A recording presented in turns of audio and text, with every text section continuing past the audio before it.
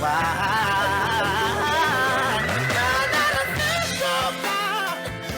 are back on this Monday morning edition of The Link, everybody, the day after Easter here on the island. As Bree was saying earlier, that traffic incident that was causing traffic to be rerouted in all sorts of ways up in Jigo, the road has now been cleared. So if you're making your way to school, either up to Jigo or down to other parts of the island, traffic should be flowing smoothly. We'll keep an eye on that for you.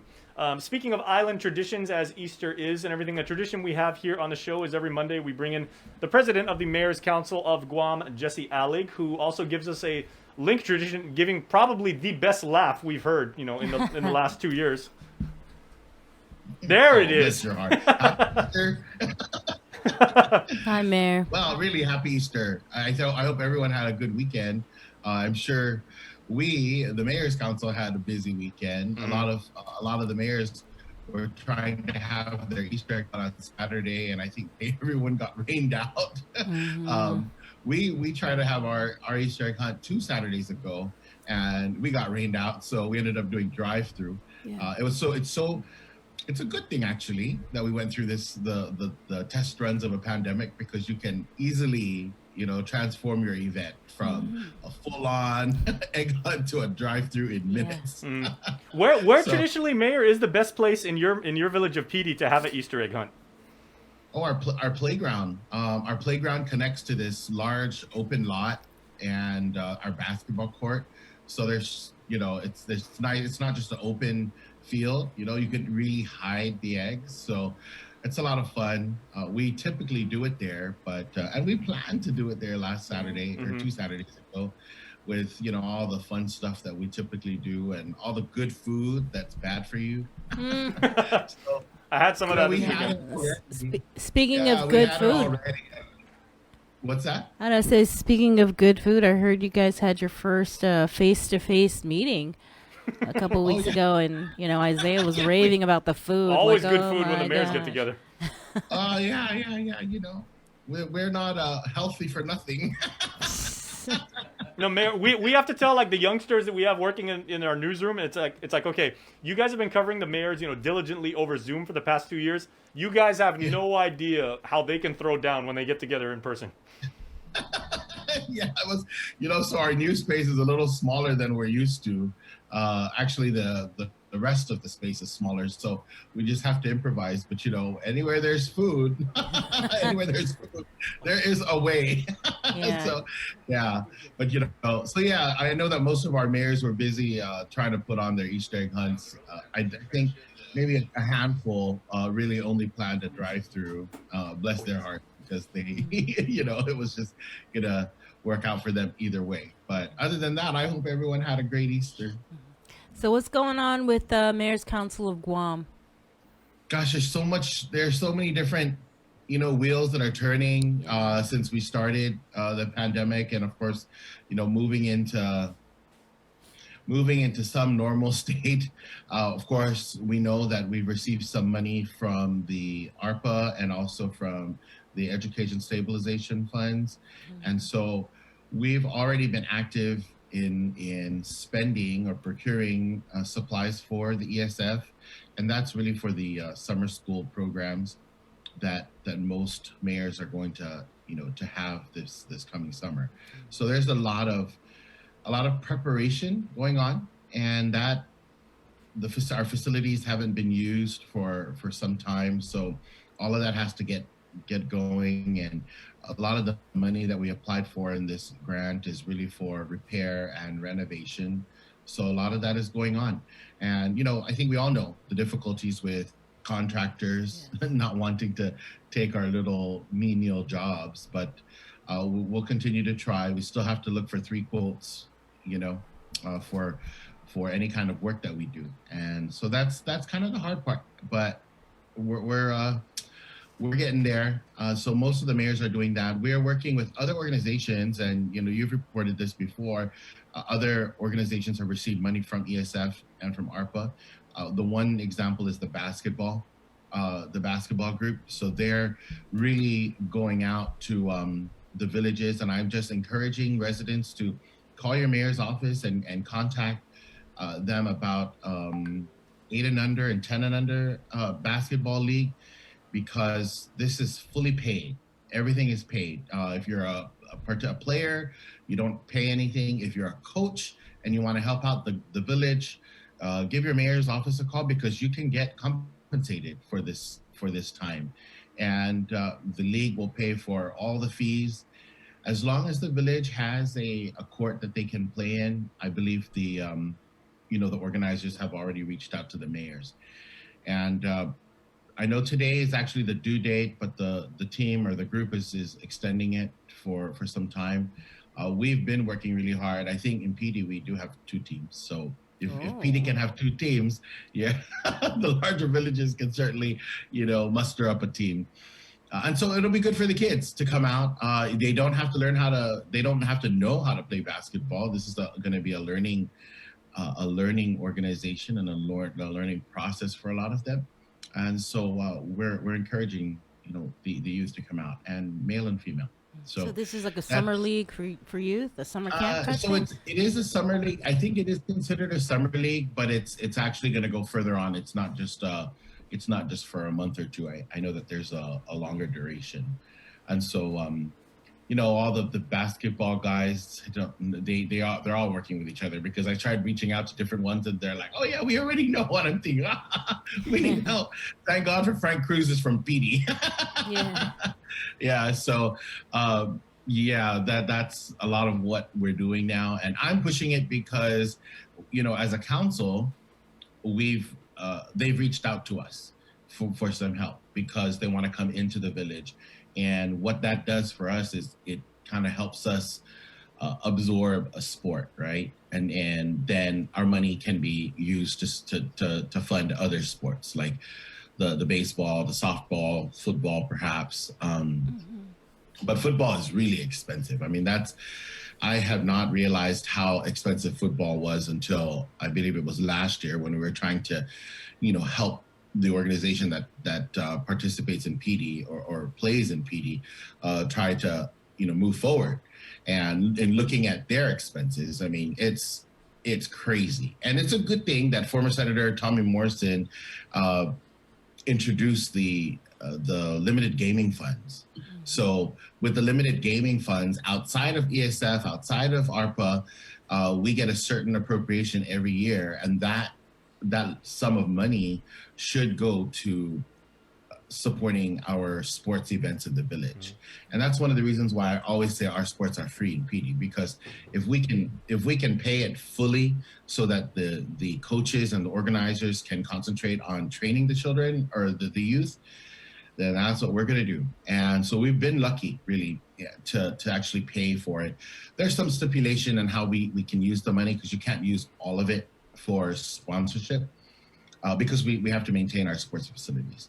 So that's how PD uses it. I know the villages use it in different ways. Some villages need to use it to maintain all their facilities, because they have significantly more facilities than we do in PT. And it's some of those costs are allowable. But what I'm trying to say is that we're moving. We're doing a lot of, there's still a lot of stuff going on with sports that we're organizing, and we're trying to do call outs on top of everything else that's going on. We're not trying to, we will open the centers on May 2nd. And so there are some, there's still details that need to get ironed out, and whatever it is, it'll be taken care of. We still are encouraging our Manamco who are receiving meals to call their rec leader, the person that they typically see at their senior center, or call the Division of Senior Citizens at Public Health to talk to them about another meal program if they are not going to be attending the centers come May 2nd. Because if they don't attend the centers on May 2nd, they will no longer receive a meal delivered to their home. So like we did in previous times when we attempted to open, we're encouraging all our Manamco, if they're receiving meals at home and they want to continue to receive a meal, that they must contact the Division of Senior Citizens to see what other programs they can participate in order to get a meal delivered to their home. Has it always been that way? Where if you're not It going has always been that way. It's called a congregate meal. right. And I know, so there's some things that the pandemic allowed us to do, and it allowed public health to deliver these meals to other senior citizens who were in need of a meal, right, during the pandemic.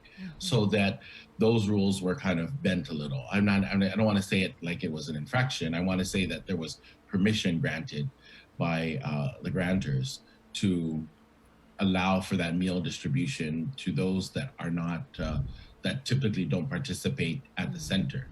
But during regular operations, the meals have to be consumed at the center because they're considered congregate meals. Is there any requirements that our Menumco have to meet in order to return to the senior centers? Or do they have to be fully I think vaccinated? the only requirement is that there's a vaccination, a one shot first dose vaccination. Okay. There are no other requirements at this time. Okay, so the only requirement you're saying is that you at least had to have had one dose of a vaccine in order for Menumcos to return. If That's correct. And we did announce that the last time that we were going to start because I know that there were some that were, wondering, well, how much what they needed to do in order to return. We're really encouraging them to come back to the centers. And May 2nd is, I know there's certainly some that have already started their bingo a couple months ago. And we know that because they tell us about all the stuff they're doing, and that'll continue. But for those centers that have not operated anything, May 2nd, everyone will start to operate almost as normal. what about masks? I know at 12:01 tonight, the outdoor mask mandate should be done away with. Yeah, no indication at this point they'd be going away from that. Yeah. And then 2 weeks from now, if we maintain the low level risk. So I know that we had back and forth discussion about, well, let's not start until May 3rd because, or May 3rd, right? When was it, May 3rd or May 5th for the indoor? Whatever the date was, we were wondering, should we just wait until that date to start? But we've already said it. So come May 2nd, if the indoor requirement is for masks, then certainly everyone indoors will have to be masked until, of course, those rules change. And of course, when they change, we won't have to use them. But a lot has changed in the preparation of the centers because there were concerns about the air filters, there were concerns about the tables and the distancing, there were concerns about the plexiglass and those types of measures. But we've got those covered. I know it sounds simple, and it could really have. Every center has a different culture, if I may. I mean, you can't compare the Astumbo Center to the Sinahanya Center and the Sinahanya Center to the Maleso Center, right? So everyone kind of has their own feel, and everyone does it. The mayors have decided to do it their own way in accordance with the regulations, right? So those were the little hiccups, but they've been resolved for the most part. And really the only reason why we held off until May 2nd again was because the Manila Center was still being used for the monoclonal antibody therapy. And so we have the commitment of the mayor and the vice mayor, which I'm certainly very grateful for, to turn that around right away as soon as the clinic clears out, that they're able to get inspected by DEH and open on May 2nd for their Manamco. And I said it before that the Manila Center does not only welcome their Manila Manamco, but they also take in Manamco from Ordo Chalanpag. So that's another factor in making sure that we can all turn on our lights at the same time, because it was more than one village that was going to be affected. Mayor, I wanted to ask a question because one thing that I've always really appreciated about and respected about PD is you guys do something that's fairly unique in the last few years, is celebrating the graduates that you have that typically go to Southern High and then graduate there. If anybody would like to help with that now village tradition and everything like that, are you planning to do like a similar celebration?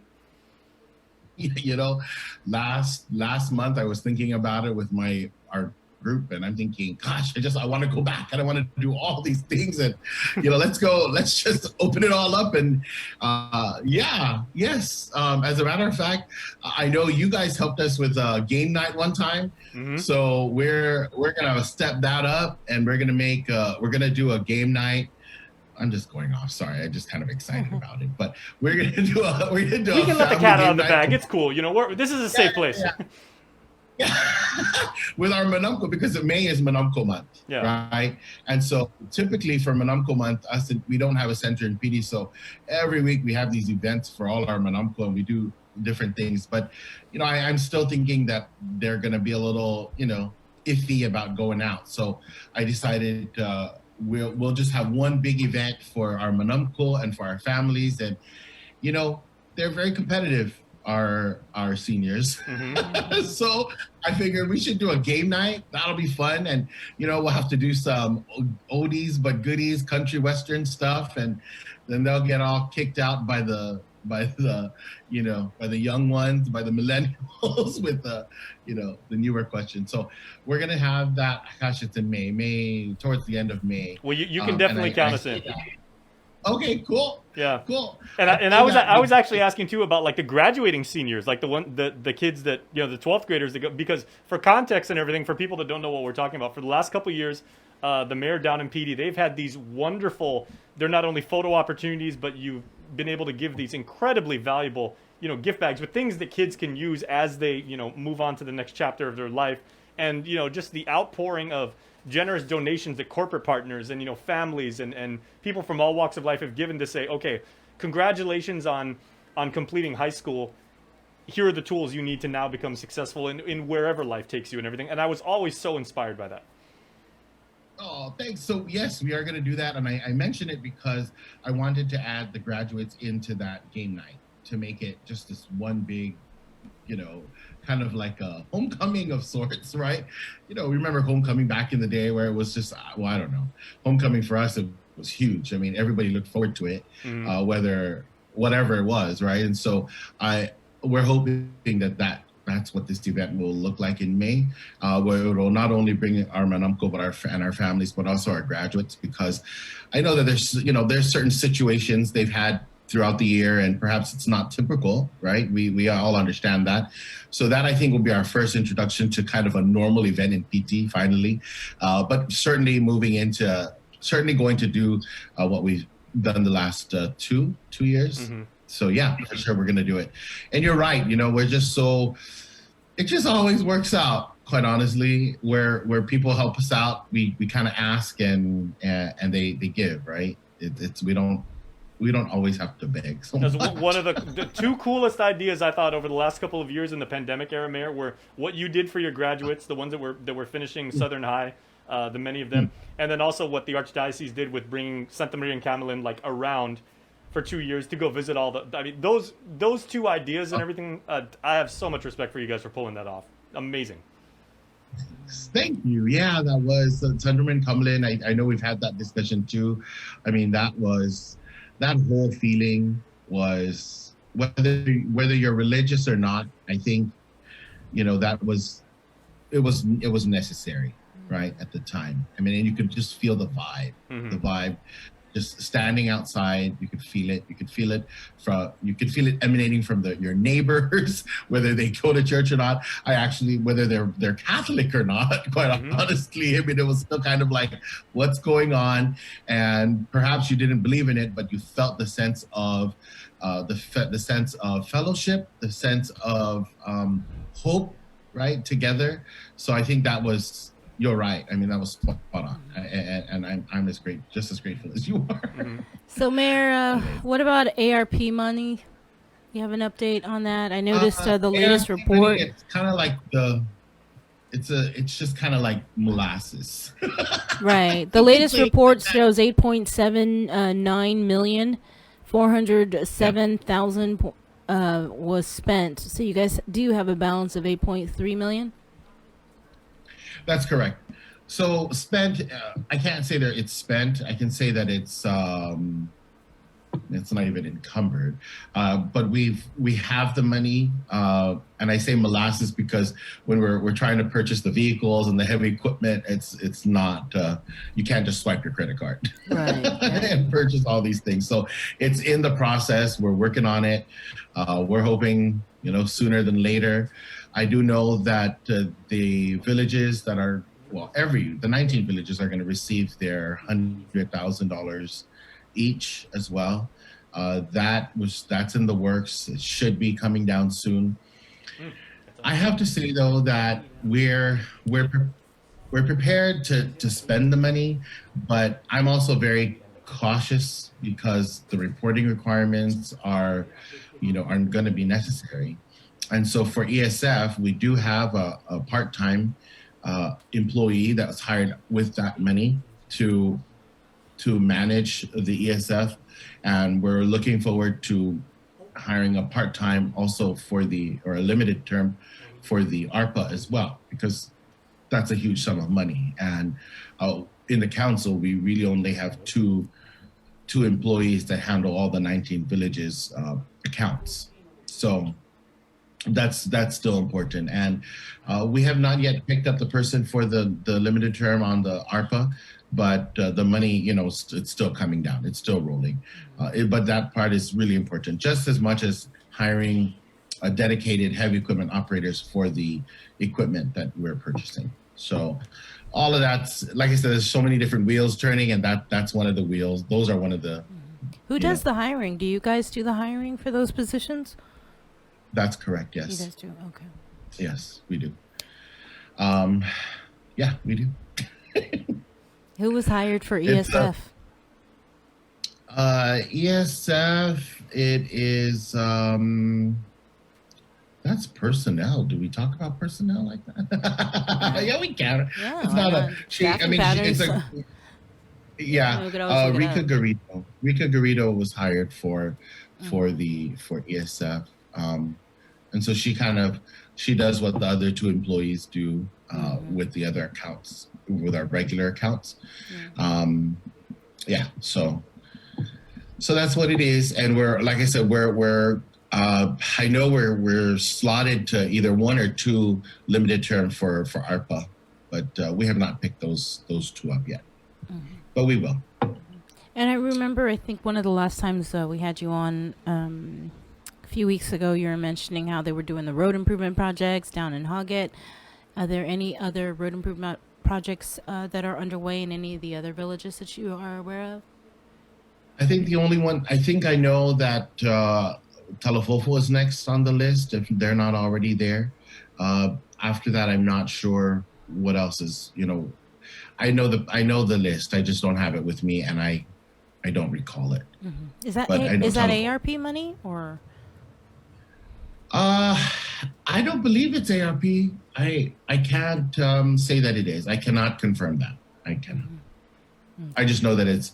We did discuss a list of road repair, and that's. Telephone was next on the list. Okay. Can I get the list of the villages of the road improvement yeah. I'll look it up and I'll send it to you. The street lights I know are also being worked on. Mm-hmm. So I know there are some street lights that I don't have an updated list of what was turned on and what was what's new installation and what's repaired or fixed. But I do know that the street lights, all the villages submitted street light requests, whether they were new requests or follow-up requests. So I know that's being worked on. And I do know that some were completed, like I said, but I don't have a list or updated report on that. Yeah, at least we can start with the roads, because we all know that village road repairs has been an issue for years, and I think lists have been produced for years. Right. So that'd be nice to see. On that list, I mean, there's like a huge list. There was a first, second, and third phase, and I think each of those phases have the laundry list is super long, right? So I don't know. Yeah, you're right. I mean, I believe we were only on the second phase, this year. So we'll see. We'll see what's going on. Okay. But I'm sure it'll be done. Oh yeah, I think we all know it's gonna get done. What month is Yeah, it? it's What year is Christmas. it? It is what it It's is. Christmas. Yeah. So okay, Merry Christmas. how do you say it's an election year without saying it's an election year? So anyway, Merry Christmas. what about liberation? Everything is good to Oh, go, right? We're gonna have a parade. We're just not gonna have a It's good carnival. to go. Yeah, we're having the parade. Well, so we're gonna have this. We're definitely gonna do a joint press conference with the governor, because we agreed to not make all those announcements together because we're team players like that. And we don't have to look for money, but if somebody wants to help with the liberation parade and festivities, we're certainly not going to turn them away. We are working towards the liberation parade on the 21st, and some other events after that. There's certainly going to be fireworks, so we'll make all those announcements together with the theme, and I think everybody will be happy. Yeah. And some of the perks, because I know that we're gonna have some perks for liberation parade. So Perks. keep an eye for those. Yeah, there's gonna be some perks. I think they're perks. Like I think money? I mean, I kind of mentioned it. What's that? Like money perks? Oh, money. Well, yeah. I could say it's money because, Sabrina, you just want to ask questions. That's what I do. Yeah, I know. You're doing well. You're just gonna make me. I'm just gonna all say it, tell it all, tell it like So it is. she asked the tough questions. You have the really good laugh. And somewhere in the middle of that, we wound up getting good information that the community should know. Or too much information because I'm just gonna give it. And there's this surprise, right? There's going to be surprises. To surprise the money. There's that. Oh, yeah. The surprise is money. I do. All right, Mayor. I don't want to get you in trouble. Is there anything else that you guys are working on? I mean, I know you guys do everything. That's the thing. It's like, what else do I want to talk about? We can talk about everything from dogs to pigs to Public safety, illegals, right? Public safety, the street lights because the streets are dim and people are walking. So there's just everything going on. Yeah. If there's something specific and then we can narrow it down, I'll talk about it. But yeah, there's a lot. There's a lot going on. I think Other than that. Wait, sorry, Mayor Rico, are you seeing other signs? I know there's at least a couple candidates and maybe one gubernatorial team who's already putting up signs, but are you seeing like signs in your village already? There's only one gubernatorial team signs in the village that I've seen, but that's all. Yeah. Okay, up here in the north, I see them fairly frequently. Even my neighborhood, they're starting to put them up. Oh, really? Yeah. Well, they need to campaign in Eugene, right? Yeah. They need to, or wherever. They don't have to say, but yeah, they have to campaign in the bigger villages. Quanto na tao to gining it's a 1,500. we can skip payday. Next village. Be careful with what you say. I know it's not I know it's not the official like tagline or slogan of like PD, but you could say like PD, the green village, unaffected by signs. You can see the beauty of nature all over the place. Viva! There you go. All right, thank you so much, Mayor. Okay. Always Happy a pleasure. Easter. Happy Easter. Have a wonderful week. Take care. You too. That's good stuff. Yeah. To tell you what, good stuff. Also, our friend Roberto Fraccassini. I guess he's done with his morning walk because he's joining in and he says, "Buongiorno, everybody. Good morning, signore." We also want to pass on. Did you see what Mr. Fraccassini is doing? He's got still planned, I believe, for this Friday. He's doing a event, and we'll get some more information. Maybe we can get him on the show for tomorrow. But he's doing a celebration of the Italian poet Dante Alighieri, who you probably know from Inferno. That's probably his most famous work, but of course, Mr. Fraccassini, the honorary consul general to Italy. So yeah, maybe